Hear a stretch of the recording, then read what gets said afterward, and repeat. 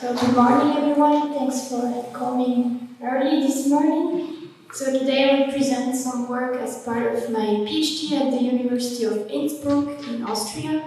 And before I start the talk, I would like to thank my co-author, my supervisor, Spotl, and Daniela Festi, who did the pollen identification for this work.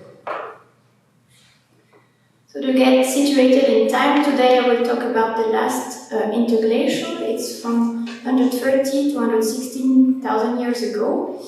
Some key feature about the interglacial: it had a different orbital configuration than the Holocene, with a stronger insolation, and the temperature were as warm or even warmer than the current interglacial. So it's not a perfect testbed for the Holocene, but we can still use it as for climate model projection in a purely natural climate forcing scenario. And the archive also, they have better preservation potential than older interglacials.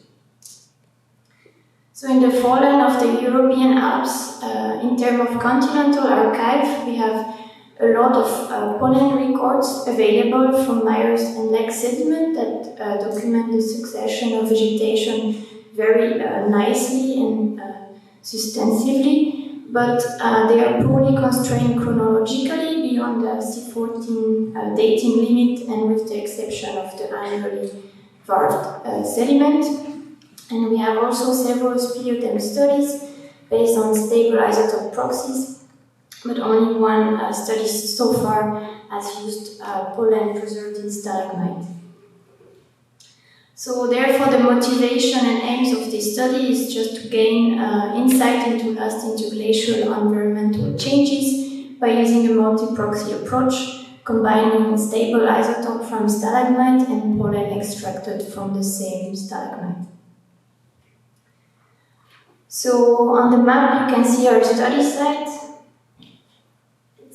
Here, number one, it's situated on the southeastern ridge of the Alps, and around I've plotted some lake site or pollen record are available and covering the last interglacial periods.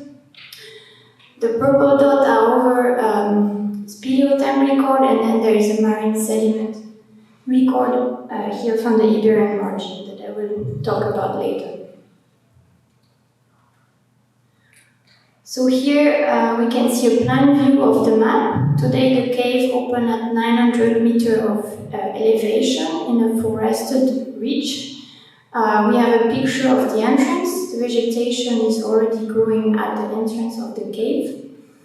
And our stalagmite, they were sampled a bit further from the entrance. So in this room, about 300 meters from the entrance. So we are very lucky with this cave because a former PhD student at Innsbruck did a lot of monitoring. So we have several years of temperature record, but also geochemistry from drip water. So this provides a good anchor point for the interpretation of our stable isotope data. Here you can see two pictures of the stalagmite I used for this study. They are fast growing, they are quite long, above around 1 meter, but they only cover 3,000 years each. So we see on the first scan the location of the stable isotope sampling, so the dashed line, and then the uranium thorium ages. And then we use the other half of the slab to cut some sample for pollen. So we just try to follow the lamination and get rid of the edges, and we dissolve those blocks to extract the pollen. So it's quite destructive method. So before I move on the stable isotope, how do we interpret them in the alpine speleothem? The carbon isotope variation, they're a proxy for the soil biological activity, and the oxygen isotope, they're a proxy for variation in temperature and or moisture sources. In the Northern Alps, we have a good correlation between the delta 18O from the precipitation and the mean annual temperature. But our site is located to the southeast, and we also get a significant amount of Mediterranean moisture. so this complexifies a bit the signal. So on this figure you can see the stable isotope data. You have the time axis at the bottom from old, so 130,000 to the right to younger, 25,000 to the left. On the upper panel you have the oxygen isotope in red and orange, so each stalagmite have a different color. Below you have the uranium thorium ages, and on the lower panel in blue the carbon isotope. So just very briefly, what is important here is that we start from quite negative oxygen isotope value, and we have a sharp rise, about 2 per mil. So we are warming the climate as we go into the interglacial. And we can see, if we look at the carbon isotope below, that this rise in oxygen is followed by a decrease in carbon shortly after, so around 250 years after the initial rise in oxygen. Then we have several second order variability, and I will not talk about it today. Another important point is that our two records, they overlap within uncertainty, and the mean value of both records for the time they overlap is the same, so it's a good replicate test and give some confidence in the stable isotope regarding precipitation at equilibrium. If we compare those values to modern calcite value, they are more negative, and there are several explanations to this I will develop later. So here you have a graph. I hope you can see, it's a bit small, but we still are on the same time axis. On the upper panel A, you have North Alpine and Northwestern Alpine speleothem, where I plotted the delta 18 of oxygen and its proxy for temperature variation. Just below panel B is the South Alpine speleothem and East European speleothem, where the delta 18 is a proxy for moisture source and temperature changes. We have a record below with the same interpretation. Then in panel D you have the central Italian speleothem, where the delta 18 is interpreted as a proxy for rainfall amount. And below you have two curves from a marine sediment core from the Iberian margin. So the variation in 3 temperate pollen percentages, and below the variation in sea surface temperature. So there are two take-home messages on this figure to summarize.